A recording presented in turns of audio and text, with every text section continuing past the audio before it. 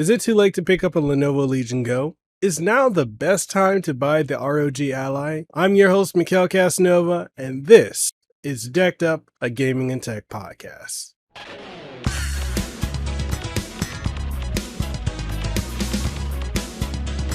Hello and welcome everyone to Decked Up, a gaming and tech podcast. I'm your host, Mekel Kasanova, and we are talking about a lot of things today.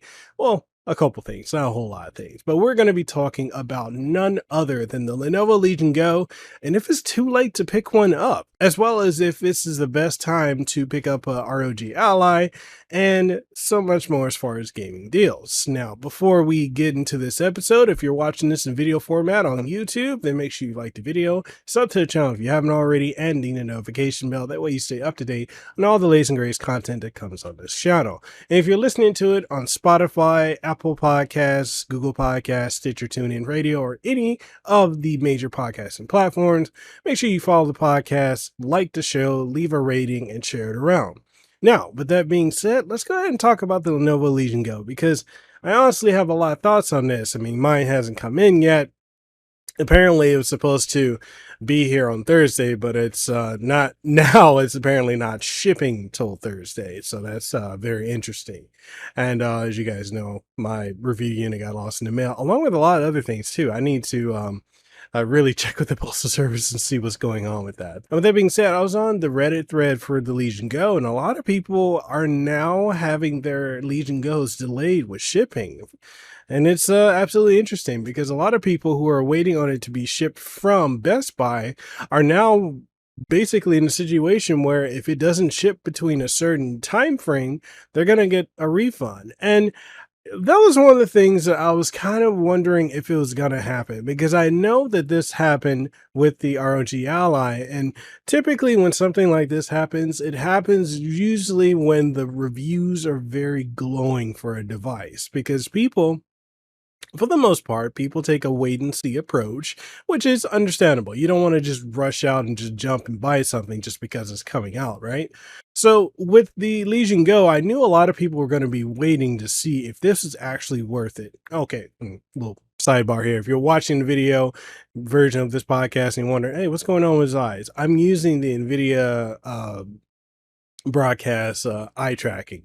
You know, all the softwares have the eye tracking functionality, so if it looks a little weird, definitely let me know in the comment section down below. The reason I'm doing this is because I get so much glare from these three lights that I have set up, so that's why. That's one of the reasons why. But anyways, back to the topic. So yeah, people wait to see if something's going to be a success or a failure, what the reviews are. They wait for their, favorite reviewers. So, John Redinger put out a review, ETA Prime, you got High Tech Low Life, The Fox, all these folks that have put out content regarding this device. And as far as I know, the only two downsides that I've seen so far, well, three rather, that I've seen with the Lenovo Legion Go so far has been the D-pad isn't great. Better off using, if you're going to have a handheld and you're going to play fighting games like I do, or 2D platformers, then you're better off playing on the ROG Ally or the Steam Deck. The other thing I found from watching videos and reading reviews has been the Legion Space, or, whatever it's called, their software, their baked in, everyone's got their own baked in software, isn't very good. It feels very bare bones, but hopefully it's not as buggy as when the Legion, well, not the Legion Go, the ROG Ally came out with, because that was, some rough times for a bit. And then other than that, the only other thing I can think of is I've heard varying things about the battery. Some people have said the battery life is great. Others are saying that, the battery life just isn't up to snuff and it's actually worse than the ROG Ally. I won't personally know until I get my hands on one, but I'm very excited, especially with that screen. And I know the screen has been the cause of a lot of controversy because it's a 144 hertz screen, just a QHD plus, but it's not a VRR screen. A lot of people want that variable refresh rate, and honestly, it's interesting because the initial trailers for it, the leaked ones, had VRR, and then since that came out and they dropped the official one, they removed the VRR. So Yeah, that it is something that I do find to be a bit annoying, but ultimately it is what it is. I think I'll be able to manage with it. So other than that, yeah, let's go ahead and look at Best Buy, because I know if people have Micro Center, they can, from what I'm seeing in Reddit posts, people can easily go into Micro Center if you're in the United States and get one. Unfortunately, I'm here in Honolulu, Hawaii, and the only thing we got is Best Buy. So yeah, Micro Center is not here. So we're gonna go ahead and look at the Best Buy website here. And pretty much, as you can see, if you're trying to get the 1 terabyte version, it is now unavailable. You just cannot get your hands on it because it's just unavailable. And you'd have to do the notify me. There are open boxes, which that's very interesting that we have open box versions of this device already. This literally just dropped on the 31st of October, and already that open box price is $599, down from $749. So I'm wondering if that's the case of like buyer's remorse or people thinking, because we look at what we've experienced with the Steam Deck, as well as what we've experienced with the ROG Ally and just handheld gaming PCs in general. People are expecting this to be like a console experience or like the Switch more than anything else. And honestly, the closest you're going to get to a console experience with any of these devices right now is going to be the Steam Deck with Steam OS. I know Chimera OS, from what I've been hearing, a lot of people really like Chimera OS, but I haven't personally used it. But that's what I've heard is better. And I agree. People could definitely benefit if Microsoft or Xbox would like integrate a better OS for Windows handheld gaming devices, since that's becoming a very, very big market right now. So we click on the open box right now. For me, there's just none available whatsoever. Um, that's very interesting. But if we go to the 512 gig model, I also cannot order this either, which is interesting. So like neither of these are available nearby. And if I go to open box, got an open box price for that at $494.99. The thing is, if you're gonna spend that, you might as well just get the I would just pony up and get that one, get the 1 terabyte for a few dollars more. I'm not sure what it's like where you guys are. So we click on it. If we go ahead and click on this and it loads up, um, and we're looking at it right now. Let me zoom in so it's not so spaced out. But yeah, just completely unavailable. We've had none in stock at the Best Buys out here, so I'm glad I was able to order mine. Um, and thankfully it is guaranteed to be shipping this Thursday, so I'm happy about that. So maybe I might get it Monday next week, which sucks because all the content for it is like everyone's already making it. So I do feel like I'm behind, but it is what it is ultimately. So yeah, unavailable nearby for the 1 terabyte. You click on the 512 gig, same deal. So at least where I'm at here in the Pacific in Honolulu, Hawaii, it is completely unavailable. Now, the ratings are very interesting, though. So it's got 3.3 out of 5 stars. So I'm wondering why that is. So we can look at the reviews. A lot of people are saying things such as decent hardware, deployable software, return sticking to the Ally, which is very interesting. Good but needs work. And then let's look at a couple more reviews. Like this person really went into detail. Um, Thankfully, at least they said the SD card slot doesn't seem to get as hot as the Ally. Performance is on par with it, so that's not bad at all. Well, it's very interesting that people are, all right. So, like looking at this person, they say the negatives, right? So, let me go a little bit more in right here. So, the negatives. Software is an absolute disaster. SteamOS is the king, and even Armory Crate is miles ahead of Legion Space. That is saying a lot. A Legion Space takes forever to launch on boot. You have to keep seeing the same splash screen, loading screen, and boot animation every time. Ah, that sucks. And so yes, you can disable it. Sorry about that. So yes, you can disable it. Then you have no quick settings menu, etc., until you start the Legion software. So additionally, Legion Space is full of bloat. That's awful. No one wants your store, your recommended screen, which is just ads for games on your crappy store. The cloud game and the Android game buttons just redirect you to install things from Windows Store like the Amazon App Store. Wow. Or open pages into a built-in web browser. This is why. Maybe this is why it takes so long to load up.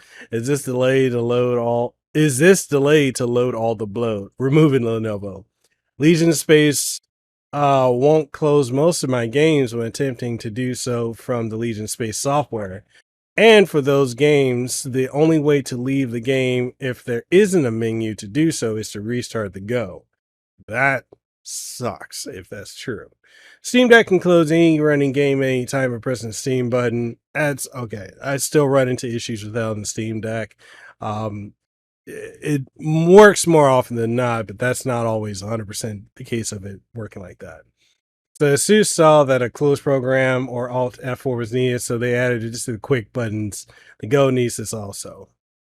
When opening up the Legion quick settings or menu while a game is running, controller input is sent to the game and the settings menu. This is bad. Both Steam Deck and Armory Crate disable controller input to the rest of the system when the settings menus are open. Legion Space also throws an error at every shutdown for me. I'm wondering if this person just has a defective unit. It very much could be. That sucks. There's a lot of this person. I'm not gonna read everything, but they wouldn't recommend this to a friend. Another person said they returned it. They're sticking to the Ally. That is bold. So the system's way overhyped on the YouTube reviews. I think Retro Game Core had a pretty honest review, but many reviews seem wowed by the giant screen detachable controllers. I can attest to the fact that I have noticed that as well when it comes to these reviews. A lot of people do seem to be just giving glowing praise, and it also seems that the majority of the people that are giving like that glowing praise are the folks that personally have their videos sponsored by Lenovo and AMD, and they got a review unit, which is 1 and 2 combined, right? Like I said, had a review unit that got lost. I really think it was similar to like when the Steam Decks and the Allies were being stolen by the mail carrier folks. But I never even got an offer for them to sponsor a video, so I would have just called it down the middle. That's interesting. Uh Controls are terrible. They attach to the system in a very sturdy way, but make for way too many buttons, which aren't active. But you can't help but click when playing a device. I wish they made a cheaper model with no detachable controllers. Software is horrible. So that's the common denominator I'm seeing is software is just awful. Um that that's worrying. All right, the other person says good. This is a slightly better review. Good but needs work. Good but not great. Screen size is incredible. However, the lack of VRR, I noticed quite a lot of hitching between frame drops in games such as Destiny 2 and Overwatch 2. Using VSync helps but increases latency. I still love the giant screen compared to others like the Steam Deck and Ally. The biggest issue currently is the software. The garbage, it's garbage, utter garbage. It's unresponsive, it crashes, it's clunky, it's not user friendly, and games are constantly crashing with no new updates for the system right now. Woo! That is rough. A 4 out of 5 stars, and they also would not recommend this to a friend. That we're 3 for 3 right now. That's not good. Good, but not for me. Nice attempt, fatter and heavier than expected. I was expecting to be able to use it as a Windows tablet with a decent processor, unlike most Surface devices. Controllers connect and disconnect very finicky. Not nearly as nice as the Joy-Cons connect on a Switch. Big screen is a must for Windows, however, still feels too small to do anything productive. Wow. They also would not recommend. That's the other thing. Actually, I've heard this too. It needs anti-reflective OLED display. I'm sure there are anti-reflective screen protectors out there. I honestly don't even have a screen protector as it is for my Ally. I've actually gone without it. which I know is risky, but it never goes outside of home. So yeah, this is very interesting. The cons for this is the fact that the fan runs too much. I've heard a lot of people talk about the fans are very, very loud. Um, oh, even a T9 SSD 4 TB disconnects? What? That's not good. Okay. Wouldn't okay, but they okay, even with that, with a 3 out of 5 stars, they recommend it to a friend. Okay, so interesting. 3 out of 5 stars, great build, but cheap where it matters most. Great build quality, but the speakers in my 5-year-old Nintendo Switch sound about the same as this device. I wanted to love it because it's of the gorgeous screen, but it's just not happening. Speakers should be front firing like the Deck and Ally. They wouldn't recommend it. This person says kind of bummed by the delivery timing. When we pre-order items, they are usually shipped so that it gets delivered on release date. I'm kind of bummed that I gotta wait 2 more days. Well, you don't even have it. Why would you okay. I don't understand this. Why would you leave a review if you don't even have the device? That doesn't make sense to me. 5-star review. Let's see what these, you got 2 5-star reviews. Person said they've had it for a few days. They absolutely love it. Would suggest getting a 1 TB model, but it does have an expansion slot for an SD card. Good graphics, and so far the Rising Extreme has handled all the games they put to it. Had very few problems aside from graphics card update that will hopefully roll out soon. And if you're on the fence between the Legion Go and the Asus ROG, get the Lenovo. Okay, they recommend it. 3 people found it helpful. 1 person found it unhelpful. Wow. Okay, so this is another 5-star. Really nice device. Screen is huge and colors are great. The device itself feels really nice to hold, and detachable controllers and mouse mode is insanely cool. There are a few bugs with the software, but it's a brand new device for Lenovo in the space, so I think it will get better in the coming weeks. I agree. Every device is coming out right now, especially when it's their first time making a device like that. You have to give them a bit of grace that is going to have some quirks. So keep that in mind. Says all the negative reviews here are not from receiving on launch day, which is unfortunate, but not the fault of Lenovo or the Legion Go. So those reviews are pretty much invalid to the product. I recommend this staying. They recommend it to a friend. 3 people found it helpful. 5 people found it unhelpful. Wow. Okay, so that's about as much as I'm gonna read on this. Let's go back over here. So yeah, you can't pick it up right now, at least here in Hawaii. You can't order it online. So it's got some rough edges. But next thing we're gonna do, we're gonna look at the Ally. So let's go ahead and click on it, and then we're gonna go from here because I want to talk about if this is the time to purchase this. All right, so looking at the ROG Ally. So right now, the standard model with the Z1 Extreme processor is on a Black Friday deal for $619.99. And this one, I mean, I can easily, I can go pick this up at either of the Best Buys near me. Of course, you're still going to have the SD card reader issue, which is still plaguing the majority of people who have bought, even up to now, an ROG Ally, but you don't see that in Reddit threads as much anymore. I think a lot of people have they've gotten, a 2230 M.2 SSD, 2 TB, or they got the modifier and put a 4 TB in it, and they're set. I plan to put a 4 TB in mine. I just need to get around to doing it. So you can, this is easily available. This is a hell of a deal. Now, you could also get the standard Z1 version, which is, I believe, $599. But look, and let me zoom in a little bit. If you see this deal, and for whatever reason you decide to buy the Z1 instead of the Z1 Extreme ROG Ally, you're gonna spend $599 instead of $619 for the better version. I'm gonna slap you right now. I'm gonna digitally reach through the camera and slap you. I'm gonna slap you through this podcast because that makes no sense. But anyways, um, Fine. There's no reason to buy this one whatsoever. And honestly, I don't even think this is going to be just a Black Friday deal. I think this is going to be a deal for probably to the end of the year. And I think they're going to readjust the price again. Probably going to drop it to $649 because Asus wants this to compete. And with the Legion Go, even though it's got more quirks, it's still sitting at a similar price point. So they're going to want to, and I talked about this before in other episodes of Decked Up, they're going to want to drop that price so that it makes more sense overall for you, the consumer. But I just hope at some point they do something to fix that, you know, that SD card reader. But you can't go, and then look at this. So open box, if you want to get one, $495 for this, if you can get it, I could literally walk in there today and get one for $495. That's crazy to me.